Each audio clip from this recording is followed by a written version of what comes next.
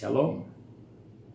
Kesempatan ini kembali saya rindu untuk menanggapi apa yang sudah didebatkan antara Pak Ezra Alfred Soru dengan Pak Rudi Yohanes. Kemudian hal itu sudah juga ditanggapi oleh Pak Mel Atox melalui media YouTube. Nah, saya ingin menanggapinya sekaligus ingin meluruskan apa yang sekiranya harus ditegaskan dan diluruskan di sana. Nah, hal ini tidak mempengaruhi keselamatan tiap-tiap orang, ya. Hanya saja ada hal yang perlu kita mengerti di balik apa yang sudah dilakukan oleh bapak-bapak kita ini, Pak Rudi Yohanes, Pak Ezra Alfred Soru, kemudian Pak Mel Atox yang sudah menanggapi. Kita perlu berkaca kembali dari firman Tuhan, ya. Menurut Pak Rudi Yohanes, untuk menjawab pertanyaan Yudas masuk surga atau masuk neraka, Pak Rudi Yohanes berpendapat bahwa melalui Matius 19 ayat 28, ya, di mana nanti kelak 12 murid ini akan duduk di atas 12 tahta untuk memerintah 12 suku Israel. Nah, kemudian juga dalam Wahyu 21 ayat 14, di mana nama rasul-rasul itu, rasul anak domba itu ada tertulis di tembok, ya, di Yerusalem baru. Nah, jadi menurut saya berdasarkan kasih karunia Pak Rudi Yohanes, dia berani mengatakan bahwa Yudas itu masuk surga. Sedangkan di pihak lain Pak Ezra Alfred Soru berdasarkan Yohanes 6 ayat 64, di mana di sana dijelaskan Yudas ini adalah seorang yang tidak percaya kepada Tuhan, ya, walaupun dia termasuk di antara 12 murid Tuhan Yesus. Kemudian juga dia punya jabatan cukup penting di dalamnya karena dia seorang bendaharanya Tuhan Yesus, ya, dalam pelayanan Tuhan Yesus waktu itu.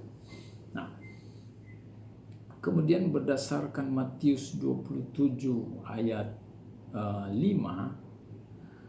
juga Yudas ini mati bunuh diri, dia menggantung diri. Oke. Nah, juga dipertegas sama Pak Mel Atox dalam videonya untuk menanggapi perbincangan itu dalam Yohanes 6 ayat 70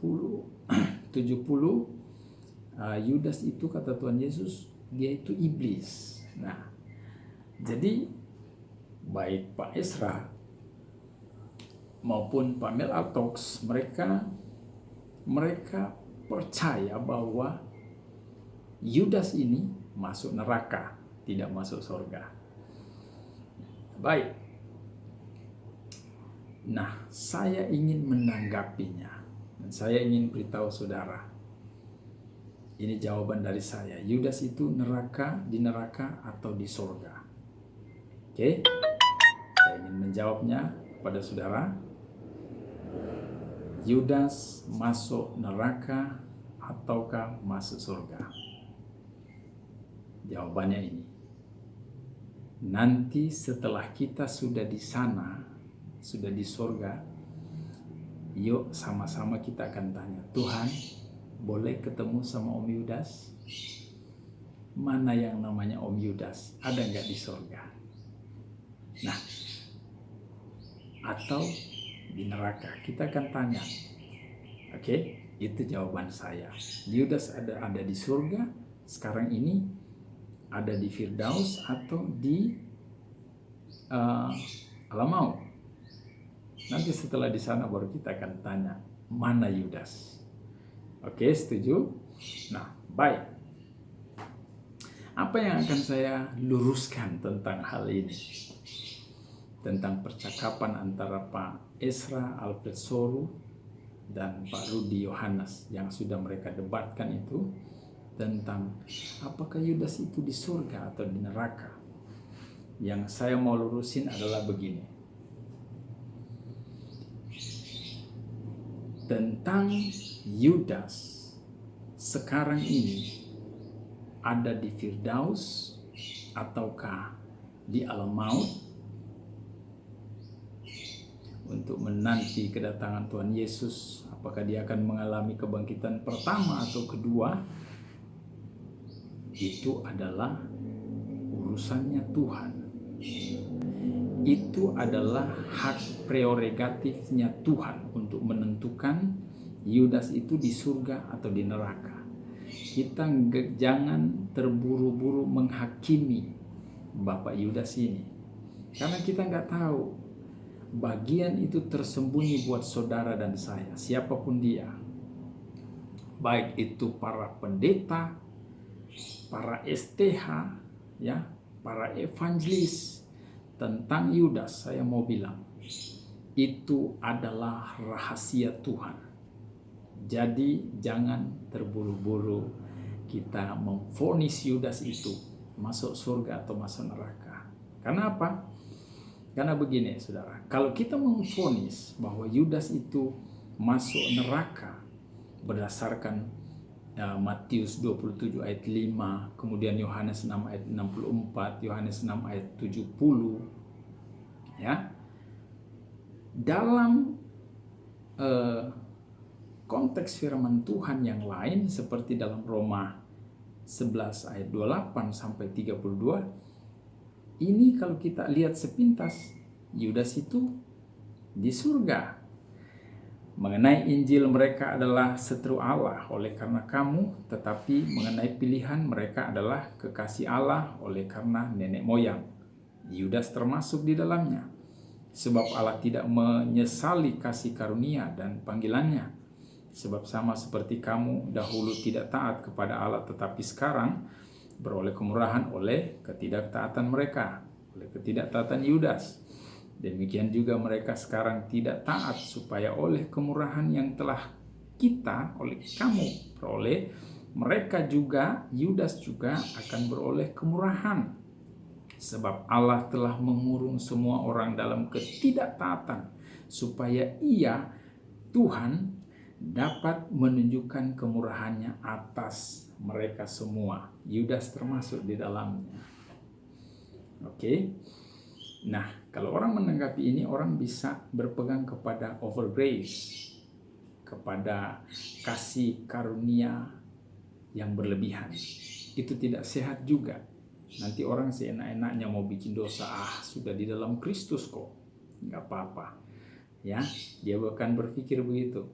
Itu juga tidak baik. Nah, apa yang dijelaskan Pak Ezra Alfred Soru, Pak Mel Atox, itu adalah sepertinya mengarah kepada penghakiman, menghakimi Yudas. Tetapi pentingnya apa? Pentingnya adalah mengingatkan setiap orang supaya jangan termakan dengan konsep kasih karunia berlebihan atau over grace itu, pengajaran over grace. Nah, saya juga setuju dengan apa yang dipahami Pak Ezra Alfred Soru dan Pak Mel Atox, ya. Tetapi untuk menghakimi Yudas, saya menolak. Saya tidak mau menghakimi Yudas. Sekali lagi, saya tidak berani menghakimi Yudas karena yang saya tahu itu adalah bagian Tuhan.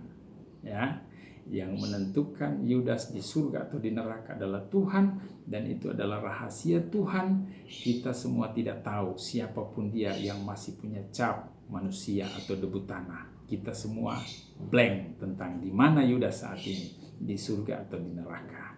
Oke, jangan menjudge Yudas. menjudge Yudas berarti kita mengambil alih bagian Tuhan.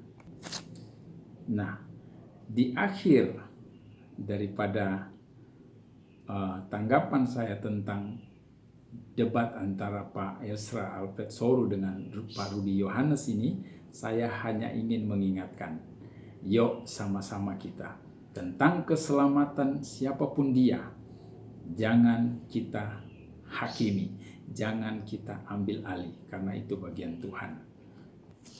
Sebab kenapa? Firman Tuhan berkata, Ulangan pasalnya yang ke-29 ayat 29, hal-hal yang tersembunyi ialah bagi Tuhan. Oke? Bagi Tuhan Allah kita, tetapi hal-hal yang dinyatakan ialah bagi kita dan bagi anak-anak kita sampai selama-lamanya, supaya kita melakukan segala perkataan hukum Taurat. Nah, kita perlu kabarin Injil, tetapi tentang keselamatan atau kecelakaan tiap orang di dalam kekekalan, jangan kita ambil alih bagian Tuhan. Jangan kita buru-buru menjudge berdasarkan firman Tuhan pun kita tidak layak.